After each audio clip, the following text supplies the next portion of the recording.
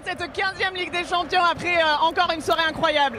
La vérité, c'est que je suis très heureux. Je suis très heureux pour mes partenaires, pour le staff, pour toute l'équipe, pour tous ceux qui travaillent avec nous. Je souhaite féliciter toutes les personnes qui nous ont accompagnés. ¿Qué hizo la diferencia hoy? ¿Qué fue la experiencia del equipo y del club? Qu'est-ce qui a fait la différence aujourd'hui? C'est l'expérience de tout ce club.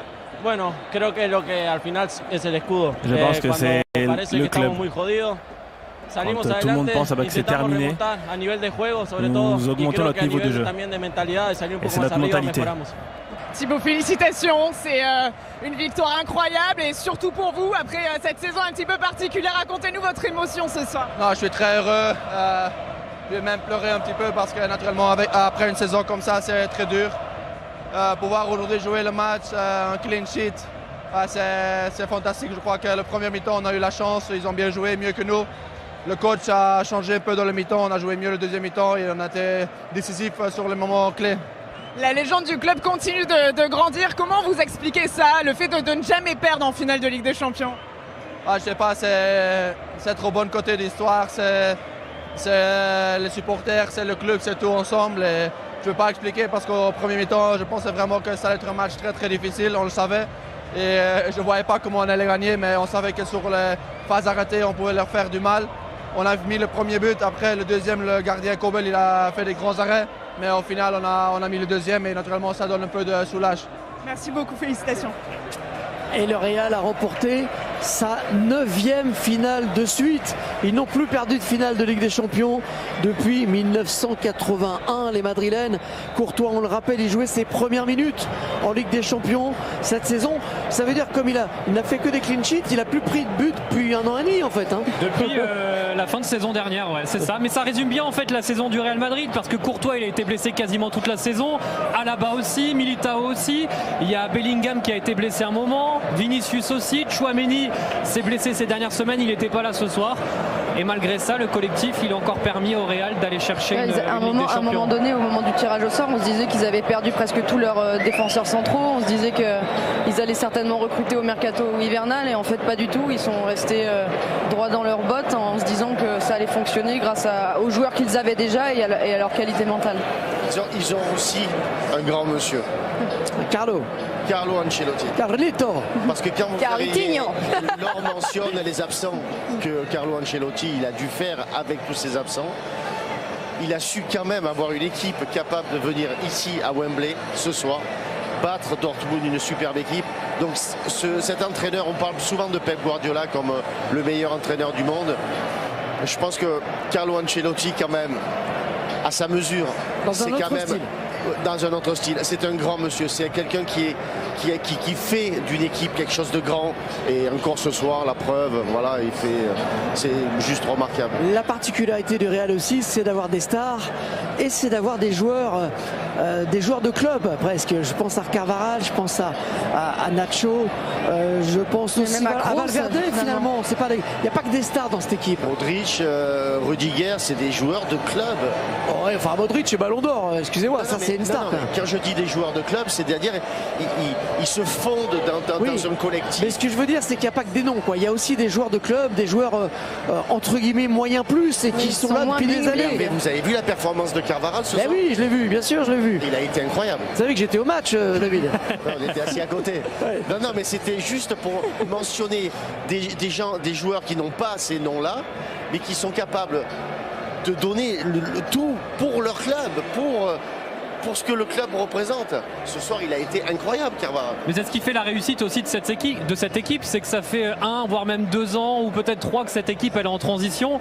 Mais il y a un mix parfait entre des jeunes qui montent, Camavinga, Tchouaméni, même s'il n'a pas joué ce soir, Valverde, Vinicius, Rodrigo, et puis les anciens, qu'ils soient madrilènes comme Nacho et Carvajal, ou qu'ils soient madrilènes depuis très longtemps, Modric, Kroos. Il y a vraiment cet alliage parfait qu'a construit aussi Carlo Ancelotti. On annonce la fin de cette équipe depuis de nombreuses années. Bon là cette fois, cela dit, Kroos arrête. Voilà, donc Modric va peut-être prolonger. On va voir. Après il y a un nouveau cycle qui va commencer quand même. On a l'impression qu'ils ont déjà entamé leur nouveau cycle. Hervé, je suis bord pelouse. Qu'est-ce qu'on peut dire? C'est tout simplement du déjà vu avec le Real Madrid. Tout simplement parce que c'est une équipe qui a l'habitude d'arriver en finale. C'est une équipe qui a l'habitude d'être malmenée par son adversaire.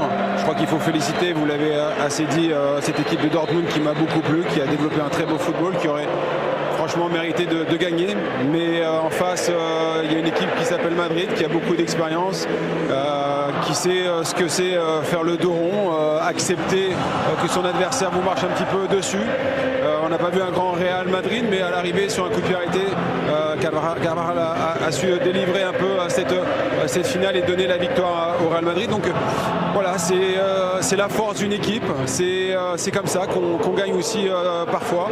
Et en tout cas, Ancelotti a fait du très bon travail. Je crois que la saison a été accomplie. Il ne faut pas oublier le parcours des joueurs madrilènes pour arriver jusqu'ici à Wembley. Il fallait battre City, il fallait battre le Bayern et aujourd'hui un coriace Dortmund. Donc bravo à tous les joueurs et on leur dit à l'année prochaine parce qu'à mon avis ils seront encore au rendez-vous. Pour la nouvelle. Félicitations, est-ce que vous pouvez nous montrer votre médaille? Vous voulez la voir de plus près? Racontez-nous votre émotion, qu'est-ce que ça fait encore de gagner une Ligue des Champions? Ça fait toujours plaisir, voilà, c'est un rêve. C'est un rêve, j'ai eu la chance d'en gagner 2 en 3 ans. Donc voilà, comme je l'ai dit, on va pas s'arrêter là et c'est de bon augure pour la suite. Ça a été un vrai combat, ce match. Racontez-nous comment vous l'avez vécu de l'intérieur. Dortmund, est-ce que cette équipe vous a surprise? Oui, nous a énormément surpris parce qu'on a concédé énormément d'occasions.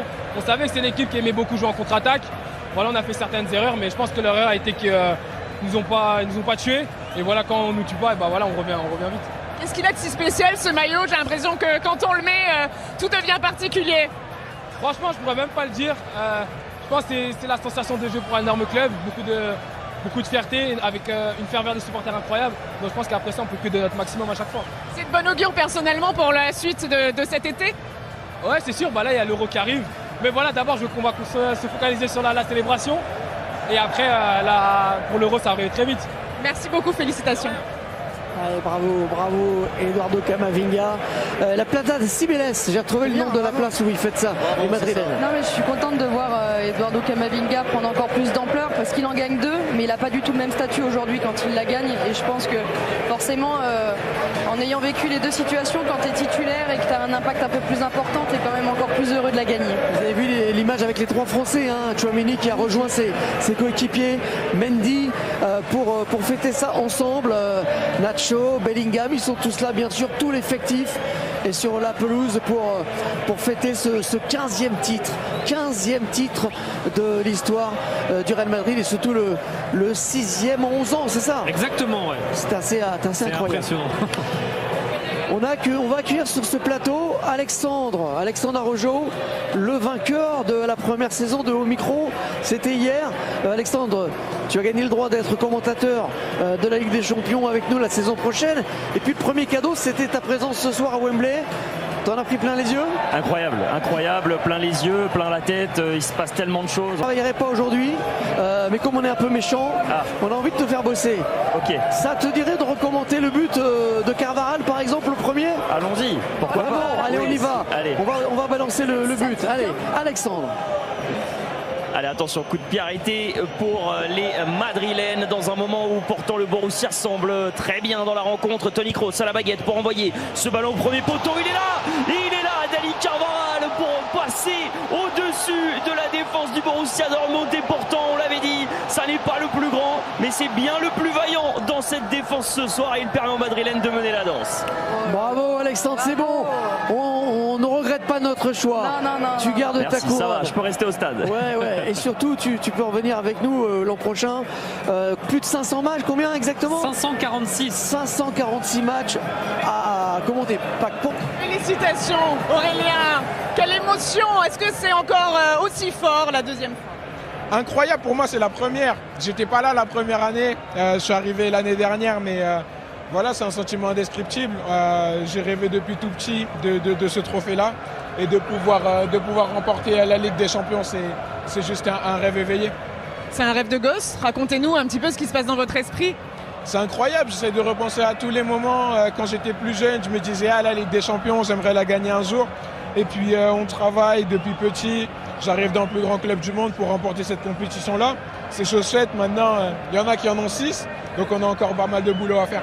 C'est la 15e du club. Est-ce que vous avez senti quand vous avez mis ce maillot qu'il y avait quelque chose de spécial, quelque chose qui dépasse tout? C'est sûr, la première chose qu'on voit quand on arrive au club, c'est les Ligues des Champions accrochées au tableau. Donc forcément, ça nous donne des idées. Là, aujourd'hui, on en a apporté une nouvelle. Il faut continuer.